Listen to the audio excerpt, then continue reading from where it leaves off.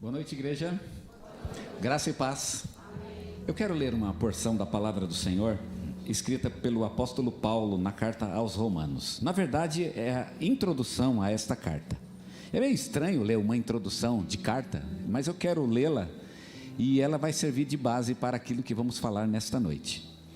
Carta de Paulo aos Romanos, no capítulo 1, começando do versículo 1, Paulo diz o seguinte: Paulo, servo de Jesus Cristo, chamado para ser apóstolo, separado para o evangelho de Deus, que ele antes havia prometido pelos seus profetas nas santas escrituras, acerca de seu filho, que humanamente nasceu da descendência de Davi, e com poder foi declarado filho de Deus, segundo o Espírito de santidade, pela ressurreição dentre os mortos, Jesus Cristo, nosso Senhor. Amém? Eu quero destacar uma frase que Paulo usa neste texto, é o Evangelho de Deus. O Evangelho de Deus. A gente está na igreja e na igreja é costume falar do Evangelho. Eu não sei se você sabe o que significa Evangelho. A palavra Evangelho significa boa nova. É uma boa notícia. A palavra é dividida em duas. É a palavra eu, que significa bom, e esse termo angélio, ou angélio, que vem da palavra anjo e que significa notícia. O anjo nada mais é do que uma espécie de um carteiro, aquele que leva a notícia. O evangelho é uma boa notícia, uma boa nova. Isso é o evangelho que nós pregamos. O evangelho, ele é algo primeiramente incrível, é algo universal. Não é apenas uma história contada por Mateus, é algo muito maior, que começou na eternidade. Na verdade, quando Deus criou o mundo, ele já estava iniciando o evangelho. O evangelho é uma coisa para a história, é uma coisa para a humanidade. E o evangelho tem um centro, um foco. Ele tem um propósito inicial e final, que é Jesus Cristo. Jesus é o centro do evangelho. Paulo disse isso aqui em Romanos. Ele fala o evangelho de Deus, que é acerca do seu filho. O assunto do evangelho, portanto, é Jesus Cristo. E Jesus Cristo, vocês sabem, ele é muito mais do que aquilo que a gente viu aqui na terra, que caminhou entre nós durante perto de 30 anos, um pouco mais de 30 anos. Jesus é muito mais do que isso. Jesus, ele era o próprio Deus, que vivia como Deus e existia como Deus, e que se fez homem para viver entre nós aqui na terra, e como homem, ele morreu por nós em uma cruz e foi ressuscitado. E um dia há de voltar. Talvez eu possa dizer que o evangelho, ele termina oficialmente quando Jesus Cristo voltar. É quando ele fecha as boas novas, nos leva para estar com Deus, com quem vamos habitar eternamente. Bem, a primeira coisa então que eu quero destacar sobre o evangelho é o foco do evangelho, que é Jesus Cristo. Mas o evangelho, ele é uma coisa, e Paulo coloca isso aqui no capítulo 1 de Romanos, ele é um negócio que funciona por etapas. Para entender bem o evangelho, já que o evangelho é a história da humanidade, a partir da criação até o fim de todas as coisas, até o retorno da eternidade, então, para entender essa história complexa e gigantesca, a gente precisa dividir o evangelho em etapas. E Paulo, nesse texto, divide o evangelho em etapas. E nós vamos cantar durante essa noite as etapas do evangelho. Digamos assim, as fases do evangelho. Porque é muito complexo. Você pode estudar só uma fase e passar a vida inteira estudando aquela fase. E nós vamos falar sobre 4 dessas fases. E vamos falar sobre a primeira delas hoje. Quem vai contar essa história para a gente é o pessoal do Sincero Louvor, do Proclamai, e o pessoal do Sincero Louvor. Quero chamá-los aqui à frente. Eles vão cantar a primeira música e eles vão falar da primeira etapa do evangelho. A primeira etapa do evangelho é a anunciação. O evangelho, ele foi prometido no Antigo Testamento. Não foi uma ideia que Deus teve. Um dia Deus poderia, eu vou enviar o meu filho. Não, o evangelho foi uma coisa arquitetada na eternidade, e Deus passou todo o Antigo Testamento falando a respeito do evangelho, preparando o mundo para receber Jesus. Por quanto tempo Deus preparou o mundo para receber Jesus? Quanto tempo? Desde que ele criou Adão. Sabe quanto tempo existe desde Adão até Jesus? Quanto tempo desde Adão até Jesus? Eu não sei quanto tempo Deus criou. A Bíblia tem as genealogias, né? E se for pelas genealogias, e se as genealogias tiverem, e certamente não tem, 365 dias por ano, a gente pode até fazer uma conta de quanto tempo levou entre o pecado de Adão e Jesus. Sabe quanto tempo? 6.000 anos. 6.000 anos. Então, Jesus demorou muito tempo para preparar a humanidade para a vinda do seu filho. Ele prometeu, ele proclamou, ele anunciou, e quando chegou o dia certo, Jesus veio. Então a gente lê o Antigo Testamento exatamente para ouvir essa história, a história na qual Jesus foi anunciado, prometido, proclamado. Ele foi pregado no Antigo Testamento como uma previsão. Ele viria um dia. Deus pregou essa mensagem durante milhares de anos. E ela está escrita no Antigo Testamento. Vamos ouvi-la em forma de canção?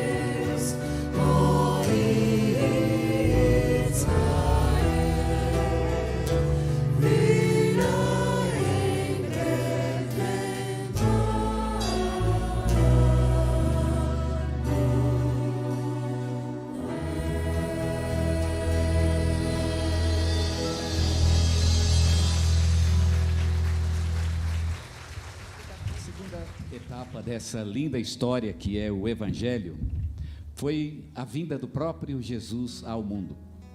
Deus não apenas prometeu, mas um dia Ele cumpriu aquilo que prometeu, e Jesus veio a este mundo e nasceu. Paulo fala sobre a promessa no versículo 2, que ele antes havia prometido pelos seus profetas nas Santas Escrituras. Mas ele fala também sobre a vinda de Jesus, acerca de seu filho que humanamente nasceu da descendência de Davi. Um dia Jesus veio ao mundo, ele nasceu como um homem e viveu entre nós. E nós também celebramos essa etapa do Evangelho. Quem vai contar e cantar essa história para a gente vão ser as crianças e os adolescentes. Venham aqui e nós vamos ouvir através deles a segunda etapa do Evangelho, a etapa em que Jesus vem a nós, se faz homem, nasce numa manjedoura e habita entre nós, vive entre nós como um ser humano. E nós nunca vamos esquecer essa história que nós gostamos muito de contar e de relembrar, e as crianças vão nos ajudar a lembrar deste fato de que Cristo um dia nasceu neste mundo, numa manjedoura, na pequena vila de Belém, e naquela vila ele cumpriu aquilo que Deus havia prometido durante 6.000 anos. Ele nasceu para viver e para estar entre nós. Vamos ouvir as crianças cantando essa história?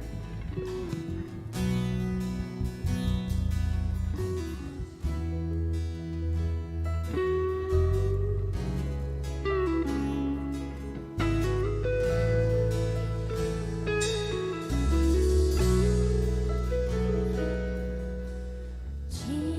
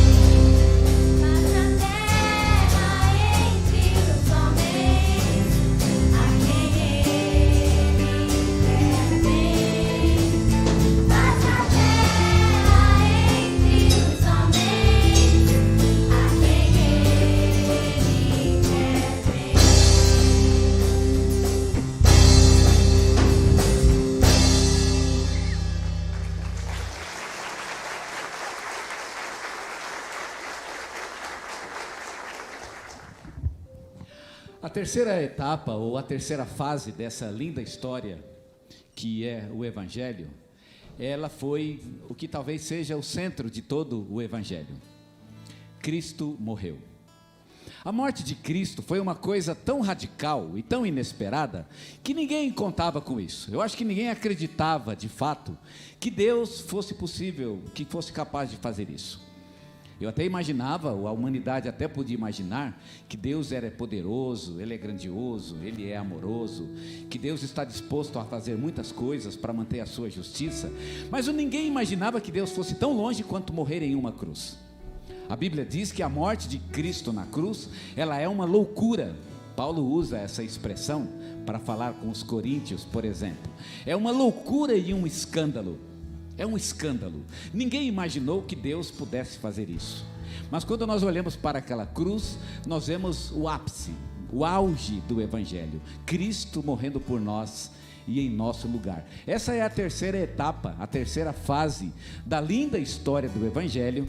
E quem vai contar essa história para a gente é o pessoal da melhor idade. Eles vão subir aqui e vão nos contar a respeito do fato de Cristo ter morrido por nós. Cristo morreu por nós em uma cruz, e nós nunca esquecemos deste fato. Nós precisamos lembrá-lo e relembrá-lo, e ele sempre nos desafia. É algo que realmente é difícil para a gente aceitar, é difícil até para a gente engolir, mas a cruz continua lá, e só quem passa pelo escândalo da cruz é que vai viver e conhecer as verdadeiras delícias do Evangelho. O Evangelho é lindo, mas você precisa passar pela cruz. Nós que estamos aqui passamos pela cruz. Graças a Deus, hoje podemos cantar, podemos louvar a Deus e elogiá-lo pelo fato de seu Filho ter morrido por nós, pelo fato dele ter assumido a nossa culpa e ter sido pendurado naquela cruz em nosso lugar. O pessoal da terceira idade então vai louvar a Deus juntamente com os irmãos, e nós vamos cantar a Deus a sua cruz. Vamos falar Rude Cruz e Morri na Cruz.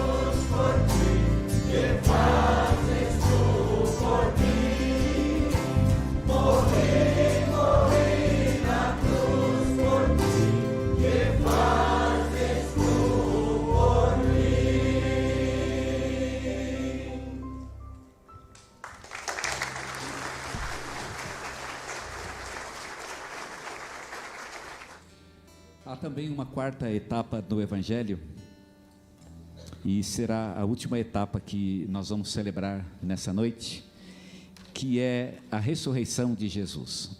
Ele foi prometido no Antigo Testamento, ele veio ao mundo, nasceu numa manjedoura, ele morreu por nós, mas a história não termina aí. Eu imagino que o inferno, no dia que Jesus morreu, deve ter ficado em festa. Eu vislumbro aqueles demônios pulando e celebrando o fato de Cristo ter morrido. E eu vislumbro naquela cena, naquela festa do inferno, muita alegria pelo fato de que o bem havia morrido, de que o próprio Filho de Deus havia padecido em uma cruz e de que o mal havia conquistado finalmente o mundo, derrotando para sempre o bem e o amor e o próprio Deus. Mas eu vislumbro também naquela festa um demônio chegar todo esbaforido e dizer para o DJ lá: eu preciso dar um recado aqui, para tudo. E aí ele diz para o pessoal: gente, o homem está vivo, o homem está vivo. E nós precisamos lembrar e celebrar esse fato. Jesus não apenas morreu, mas ele também ressuscitou. Isso precisa ser comemorado e celebrado, porque se ele não tivesse ressuscitado, como falamos hoje pela manhã, então nada teria tido sentido. O amor de Deus não teria tido sentido. A cruz não teria tido sentido. O que deu sentido a tudo foi o fato de que ele voltou à vida, e voltando à vida, ele agora trouxe consigo tantas coisas lindas e maravilhosas, que ele pode brindar a este mundo, que pode dar a este mundo, que ele pode conceder como presentes a este mundo, e o maior deles é a vida que ele mesmo trouxe da morte, que ele mesmo trouxe do túmulo, e essa vida ele dá para mim e para você. A ressurreição foi algo realmente incrível e lindo, que tem que ser comemorado e tem que ser celebrado. E quem vai contar essa história para a gente é o nosso coral Pips. Eu vou chamar o pessoal que vem aqui à frente, e eles vão nos contar a linda história da ressurreição. A quarta etapa, o quarto movimento da história do Evangelho, e um momento mágico e máximo e maravilhoso, onde Jesus Cristo volta à vida, e junto consigo ele traz a vida que ele dá para mim e para você, a vida eterna. O túmulo, graças ao Senhor, ele está vazio, e hoje nós podemos comemorar, cantar, celebrar e louvar o nome de Deus, porque o túmulo dele está vazio. E sabe que coisa linda? Pelo fato do túmulo dele estar vazio, um dia o seu túmulo também vai estar vazio. Você vai estar com Cristo. Ele inaugurou a fase, a época da ressurreição, e o nosso coral vai cantar a ressurreição neste momento.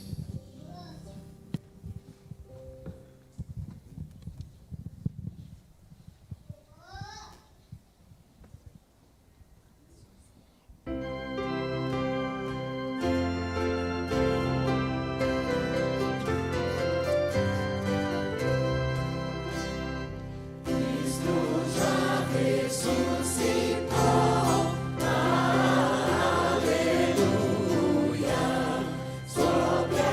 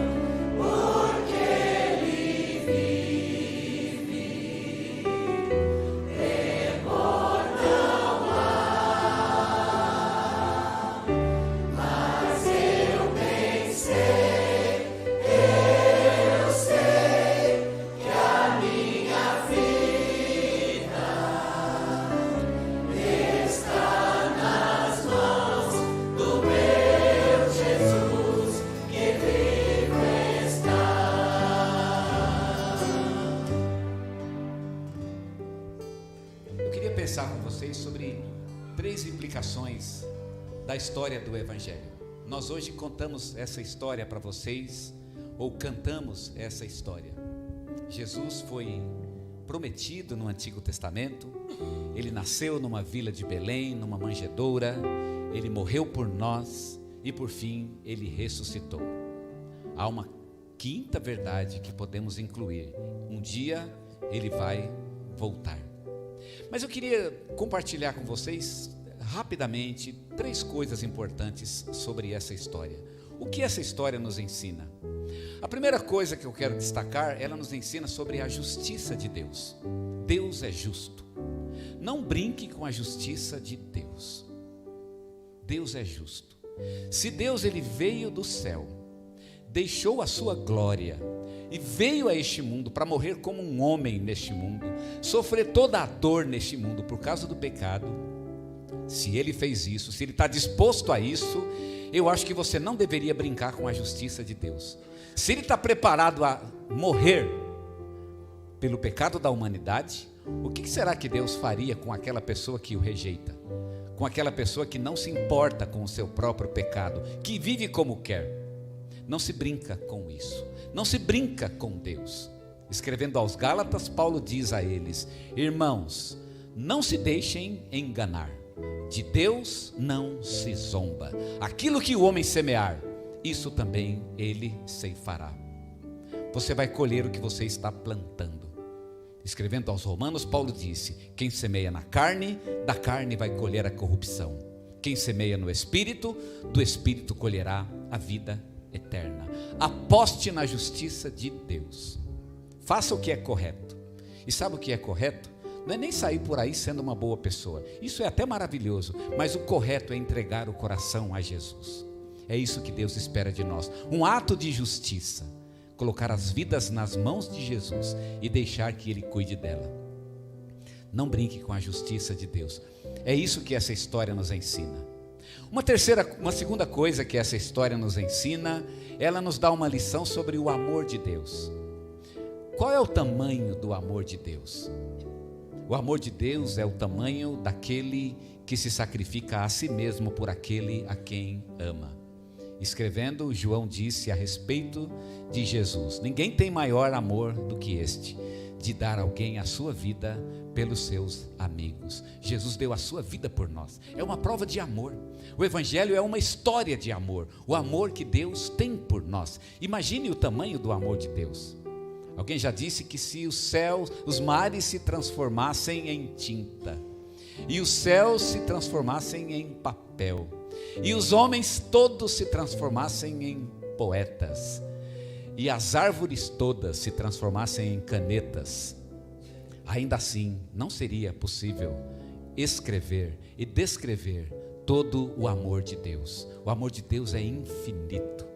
Você pode apostar no amor de Deus. Nunca duvide que Deus te ama. Aquele que não poupou nem mesmo a seu filho, como é que não te ama? Deus fez uma prova de amor incrível, absoluta. O Evangelho é uma história de amor, e é a mais linda história de amor e do maior amor que já existiu, e você pode confiar nisso. Não duvide que Deus ama você. Mas tem uma última implicação, e eu quero também que você aguarde na história do Evangelho. E essa última implicação é a importância que você tem diante de Deus. Uma vez, olhando na internet, eu vi um vídeo e a pessoa criticava o Evangelho. E ela lançava uma crítica ao Evangelho que essa pessoa não sabe o que é o ser humano. Ele dizia: Deus ele teve muito esforço para pouca coisa. O homem não merece. O homem é um verme. Deus é o absoluto. Ele é lindo. Ele é o Deus, o Criador. Ele é incrível. Por que ele faria tudo isso por alguém que não merece? Por alguém que é um verme, ele usava a palavra verme, por alguém que é um verme. E quando eu vi aquilo, eu fiquei pensando: meu Deus, essa pessoa não sabe do que está falando. O homem não é um verme, você não é um verme, você é um ser humano criado à imagem de Deus. E se Deus fez tudo o que fez e criou essa história linda exatamente para salvar você, é porque você não deve ser pouca coisa, você deve ser muita coisa, você deve ser muito importante, muito. Deus acha você muitíssimo importante, aquele que enviou o seu próprio filho para morrer por você. A gente fica muitas vezes, cai na lamentação: mas eu não sou nada. Deus pode facilmente se esquecer de mim. Ele pode facilmente se distrair de mim, porque eu não sou nada. Meu querido, você é muita coisa. Deus esteve disposto a fazer tudo isso por você, porque você realmente é muito importante. Aos seus olhos, aos olhos de Deus, você é muito importante, muito importante.